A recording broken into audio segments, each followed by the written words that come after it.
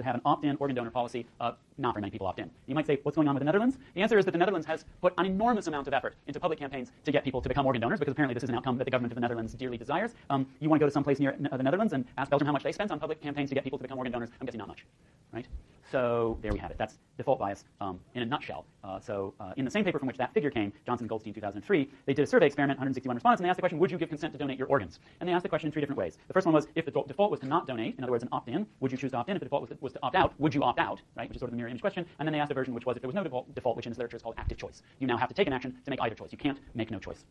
I suppose you could just walk out of the lab, hang up the phone. And here are the results, okay? So this is the axis is the same here. This is the percentage of people saying that they would become donors, and you have the same basic results, okay? So people behave a little bit more. They say that they would behave a little bit differently in this hypothetical than what we saw in Europe, but qualitatively and the results are the same and quantitatively pretty similar too. All right. And then this is the neutral here, active choice.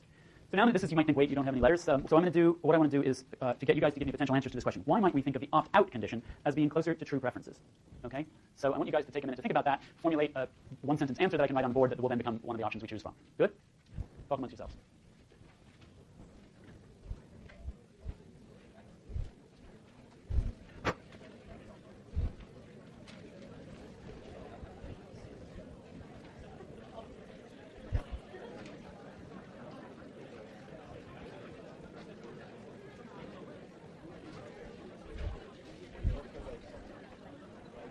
You have an idea? You have an idea? That's all I had when I started out. Okay, does some of you have some thoughts you're willing to put on the table? I'll give you just as much extra credit for an answer that winds up not receiving many votes as I will for an answer that receives a lot of votes.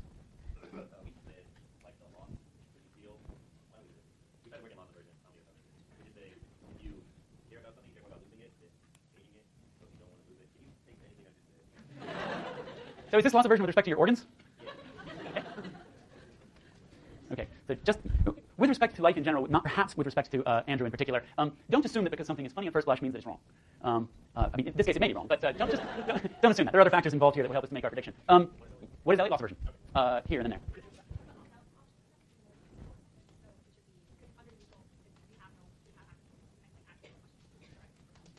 Okay, so what I heard you say is that because the opt-out condition looks statistically the same as the active choice condition, and you have some notion that the active choice condition represents true preferences, is that right?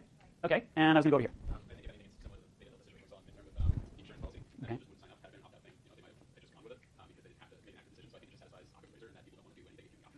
Oh, so the true preferences, they don't care? Yeah, I think most people don't care. Okay. Depending on what you think about what happens after death, a case could be made that you really shouldn't care, right? Because your organs will be there on the road and you won't.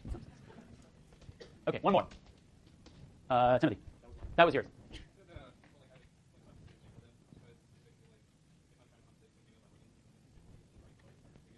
Okay, so people want to have a tough moral choice made for them because they secretly don't really want to, and they know that's kind of lame. Why are 18% opting out, if that's the case? No, I mean, it's a serious question. Why? There's some reason. They actually thought about it. Okay, so this is good because this is one of the answers I hope we would get to is maybe what's going on is that the opt-in people are people who are perfectly happy to let the government make this kind of ethical choice for themselves because it's easy, and the opt-out people are people who said, no, I actually care about this, I'm going to do something about it, right? Whereas in the opt-in condition, maybe what you think is going on is that nobody's paying any attention at all. The 18% who care enough to make a decision don't have to, and everybody else is just letting the government make a decision for them. Okay, so opt-outers, I'm going to call them, are those who care in some sense. Okay, and E is because Mr. Rogers said so.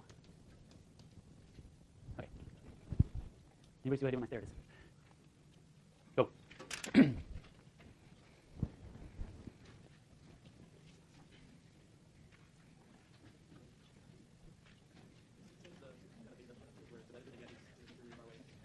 So they don't care.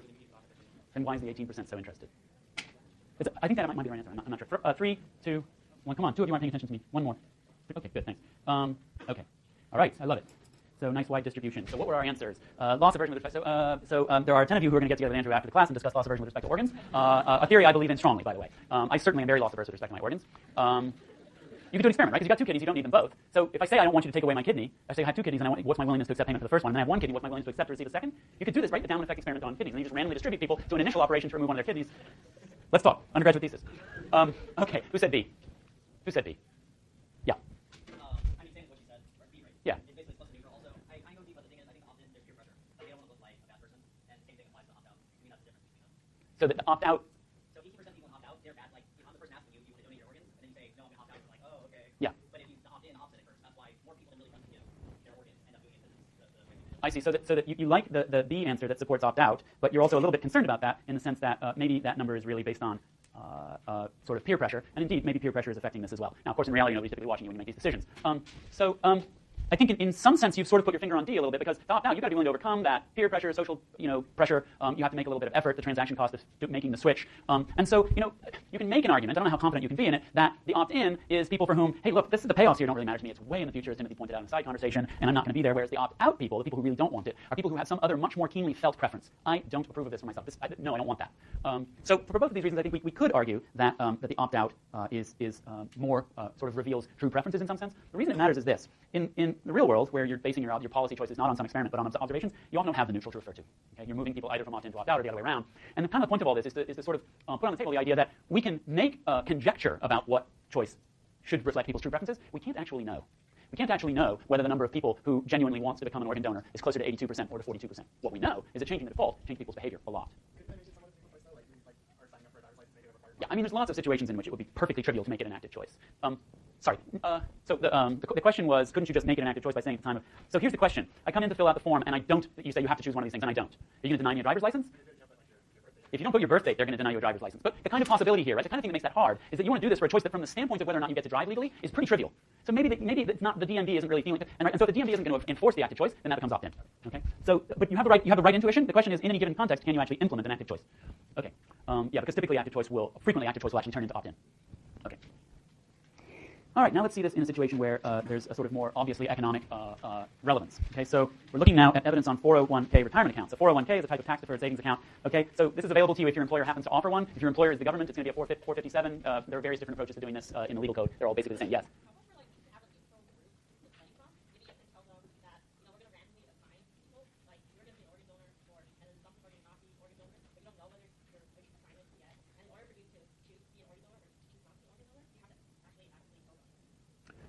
So you are hoping that I will be able to understand a new complex concept quickly in front of an audience, and I can't. So this is a conversation for after class, okay? All right. Okay, so this is something that is available if your employer offers it. You contribute a percentage of your salary each month before taxes. You don't have to pay taxes on this amount at the time that you earn it. Some employers match employee contributions. You will not be surprised if I tell you that the percentage of employers who do that has gone down sharply since 2008. You pay taxes when you take the money out after you retire, and the idea here is that most people pay a lower tax rate in retirement, right? Most people sort of, if you look at the arc of their earnings, over the life cycle, it typically looks a little bit like that, something like that, right? So you're dirt poor at the beginning when you're just a lowly college student. You go and earn a bunch of money, and as you retire, your income will be a bit lower than what it was in your prime years. So you're going to be paying a lower tax rate, and this is highly beneficial, especially if your employer pays a match. Okay. Along come Madrian and Shea. This is, nope, I can't remember their first names. They have a paper called The Power of Suggestion, which is about what they're calling inertia in 401k decisions, whether to join a 401k plan, how much to contribute to your 401k plan, and what mix of sort of stocks and bonds and so forth, small cap, large cap, to invest in. What they're calling inertia, we're going to call default bias, right, sticking with the default. And they found a sort of natural experiment, or what some people would call a natural quasi-experiment, where what happens is they have a large employer who offered a 401k plan with an employer match, and the employer switched. They just decided as a matter of firm policy to switch from opt-in to opt-out all of a sudden. They called it automatic enrollment. Back in 1998, they made the switch. And the opt-out program was you're automatically enrolled at a default contribution rate of 3%. Now, this firm offered a match up to 6%, beyond which you were getting no match. Okay, so we have two groups of employees. There are those hired in the year before the switch, which we're going to call the window group. Just ignore these terms. It's just what you're going to see on the graph. The window group was in the opt-in, the old version. And then those hired in the year after the switch, they're calling them the new group. So this is the opt-in group. This is the opt-out group. Okay, and why are we just looking at the year before and the year after? Because we want to look at employees just when they're hired. We don't want to look at employees who were hired a long time ago. We want to look at just people in their first year of employment, okay, who are otherwise going to be, we think, pretty much the same. And here are some results. Okay, the results on participation rates. This is the new group. This is the window group. So these were the people that were in opt-out. I'm just going to start calling that OO and OI. Okay, so this is OO. This is OI. And then these are people who've been in the opt-in for a long time. So I think this is, you know what? I don't know what old means. That's kind of an unfortunate term. But we want to focus on these guys. Okay, so huge jump, 50% to 90%, almost 85%. Okay, so. Why? So just as a side note, the company does this, in fact, not out of the kindness of their heart, because they want to improve the retirement outcomes of their employees. They do it because the federal government says if you want to give fabulous, lovely benefits to your highest-ranking executives, you can only do so as a proportion of what you offer to your lower-ranking employees. So there's actually a law that imposes some equity within a firm, and so that gives an incentive to the firm to try to get their lower-level employees to jack up their retirement rate so they can increase the size of the benefits that they offer to their higher-ranking employees. And it also, we think, may actually wind up being good for the employees. So this is a big difference. Okay, you saw the Netherlands trying to get people just to donate their organs, and this is a situation where people have tried really hard to get people to do something as straightforwardly and obviously beneficial as filling out a form that will get them a 1-to-1 match on the first 6% of their income. Right? So I'm gonna basically you get a huge raise just by filling out this form. So this is a pretty powerful policy instrument. This is a pretty powerful tool. Here's what happens to the contribution rate. Right? So 6% is where the match cuts off. The black bars are the opt-in group. and the gray bars are the opt window and new. Yeah, they've changed that. That's bad form. And these are the opt-out, the new ones. So what do we see? We see that previously there was a pretty big spike at 6%, right? These are people who've maxed out the match. There's a decent-sized bump at 15%, which is the highest you can legally contribute, and then there's sort of a distribution, different values. In the new the opt-out, basically 3/4 of the folks are jammed right there at 3%. Okay. So previously you had to opt into the program, and then you had to make a choice, an active choice about your contribution rate. And you can see that people, even in their first year, sort of distributed themselves in a way that might make some kind of sense. Whereas in the opt-out condition, where if you're going to automatically enroll people into something, unless they actively choose to opt out, you have to then make a default about the contribution rate, because you're saying, hey, we're going to do something whether or not you make a choice, right? Whether or not we're going to do something as a default. You have to specify what the whole thing is. So you have to specify a contribution rate. You also, by the way, in part of the paper I'm not reporting on, have to specify what fund it goes into. So it's a little bit unclear whether we've done our work well enough here, because here was 50% of the people, 30% of whom were at 6%, and now we've got 86% of the people, but 76% of them are actually at a lower contribution rate. On net, it's not totally clear what we've done in terms of say the aggregate savings rate, and we're still kind of seeing evidence of sort of a not so fabulous outcome of default bias. Yeah, okay, which suggests maybe we want to think a little bit harder about how we design this kind of intervention or this kind of policy. Okay, so do I want to do this?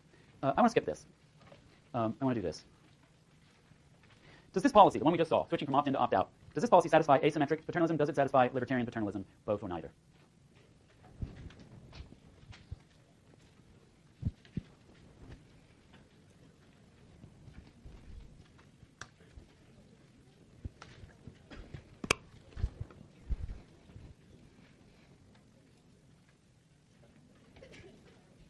Okay, 3, 2, 1, and there's one more of you. No, fine. Okay, what do you say? Got a bunch of people who say both. Nobody says neither, but those of you who think it's only one are more or less evenly split. Not sure this bodes well for aggregate understanding. Let's explore. Somebody who said either B or D, tell me why you think this satisfies libertarian paternalism. Yeah.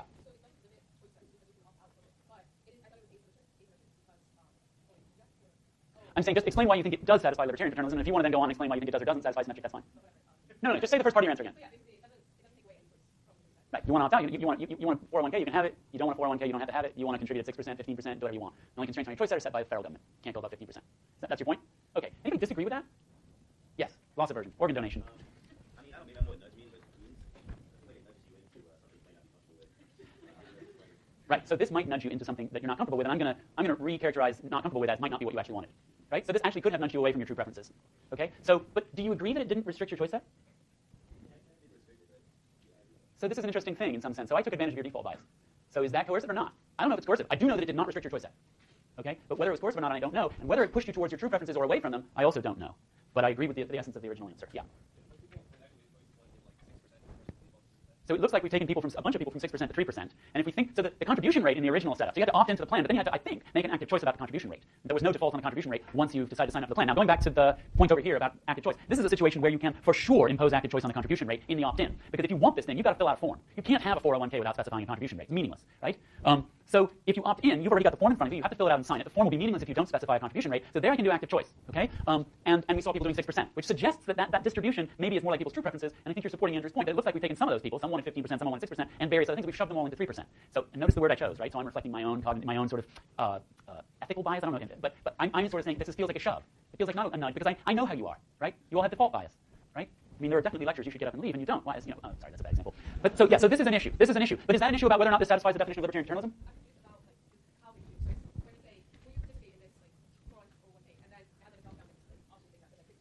Something like this, yeah. So you're saying that in the opt-in, they could have just said there's a default. I think what is true is that in the opt-in, the old version of the policy, you opted in and then there was an active choice. I think it's the case that there was an active choice on the contribution rate. It's also possible that there was a default. But